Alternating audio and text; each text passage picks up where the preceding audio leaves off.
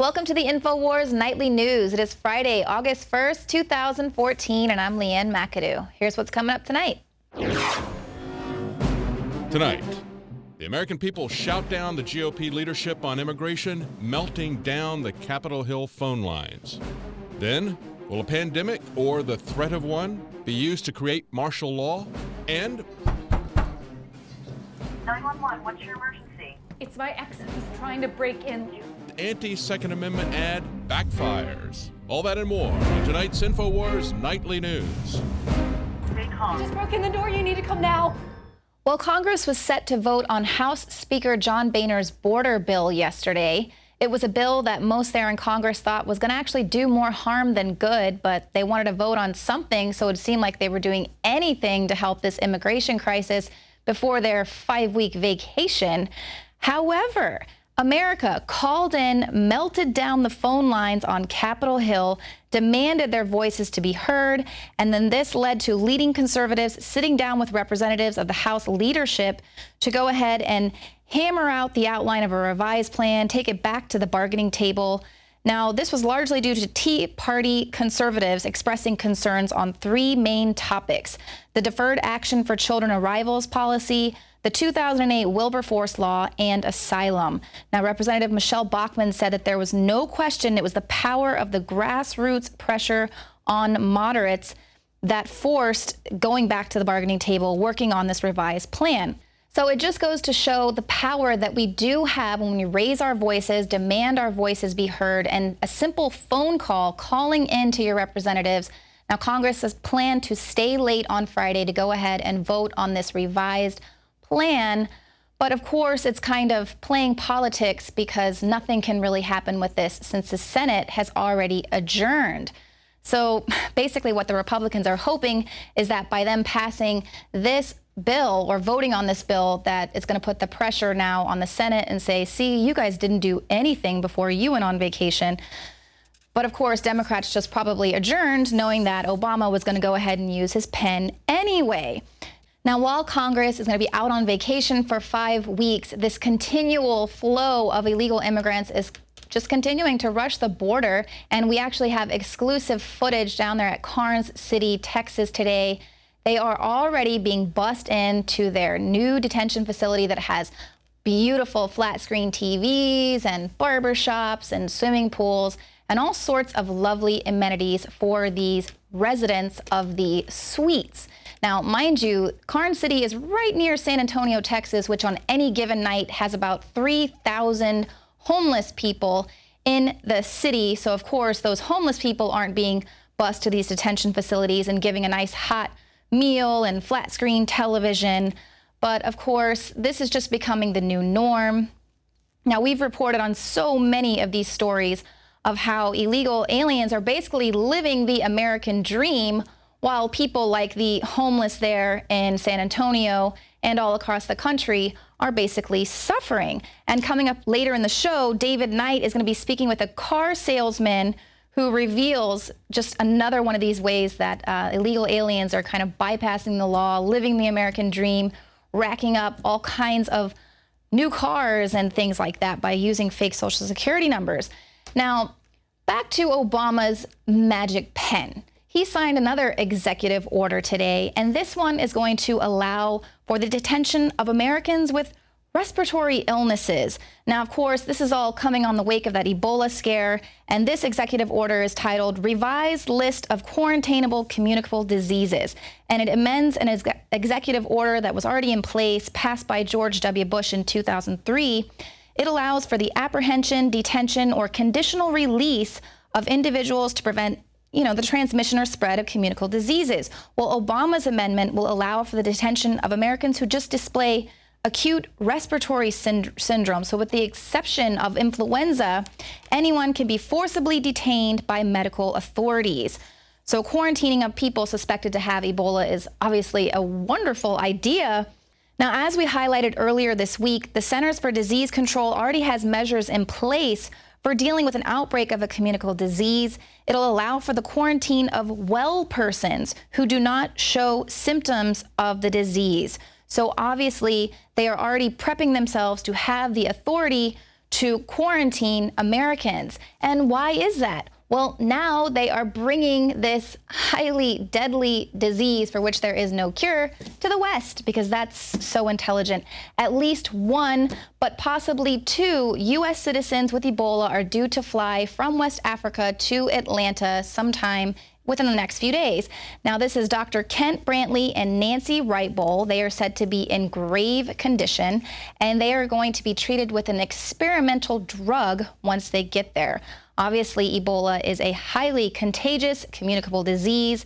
Bringing those people to the United States or the UK or Germany, wherever they're bringing them in Europe, it's not going to alter the fact that 90% of people who come in contact with this disease will die. But what it will do by transporting them elsewhere is increasing the risk of the virus spreading.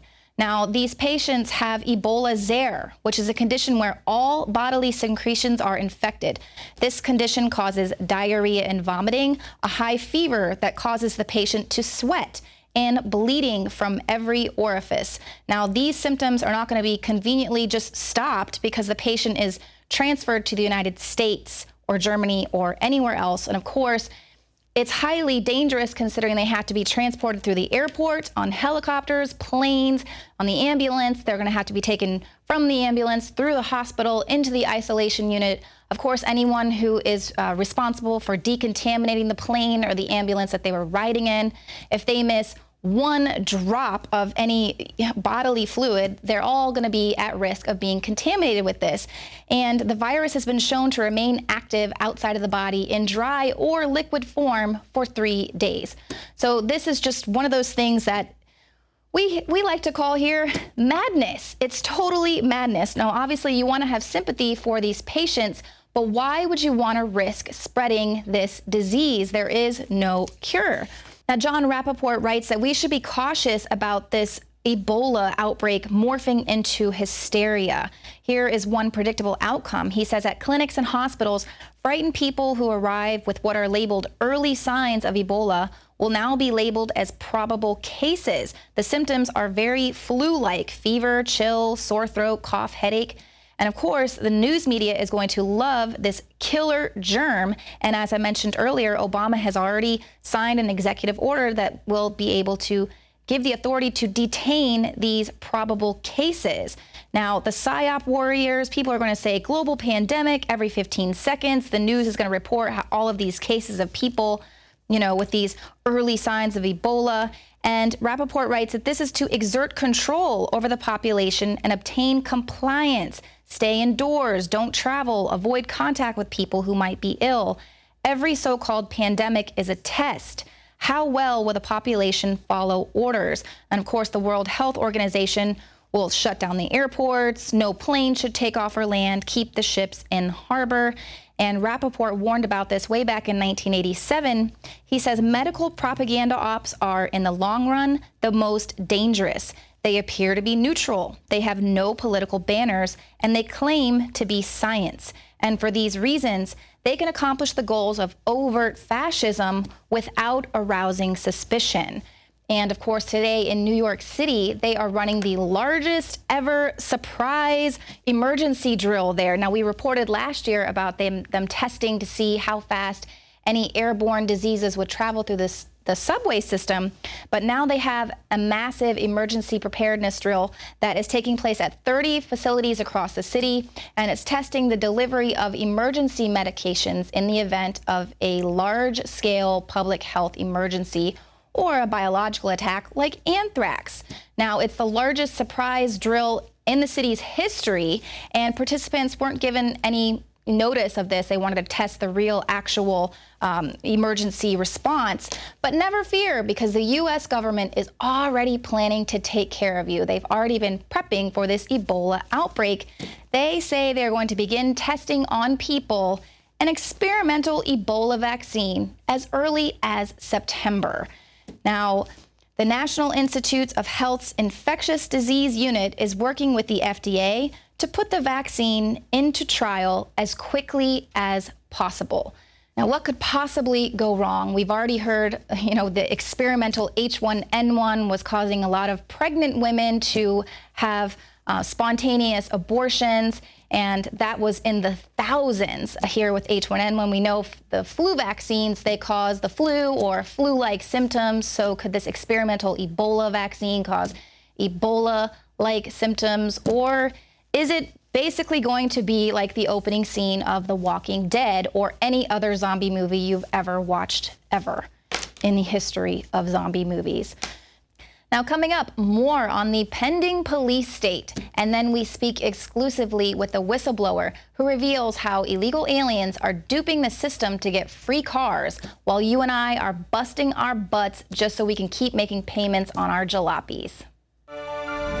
This is Alex Jones for InfoWarsLife.com. The latest in preparedness is now here. An electrically stabilized colloidal silver solution that can be added to both your home cabinet and preparedness pack alike. Concentrated to 30 parts per million in what has been dubbed the survival silver solution. The new InfoWars Life Silver Bullet Colloidal Silver is the answer for you and your family. And it's entirely free of toxic artificial additives that are loaded into many products. The InfoWars Life Silver Bullet Silver is so powerful that it is concentrated into a 2-ounce bottle and is not recommended for extended continual use. This is not a low-grade formula. We are working with one of the top laboratory manufacturers in the United States to bring you the best form of colloidal silver using electrical processes within a base of deionized water for your preparedness storage or your home kitchen. Purchase your bottle of InfoWarsLife.com Silver Bullet Colloidal Silver today and find other amazing supplements at InfoWarsLife.com.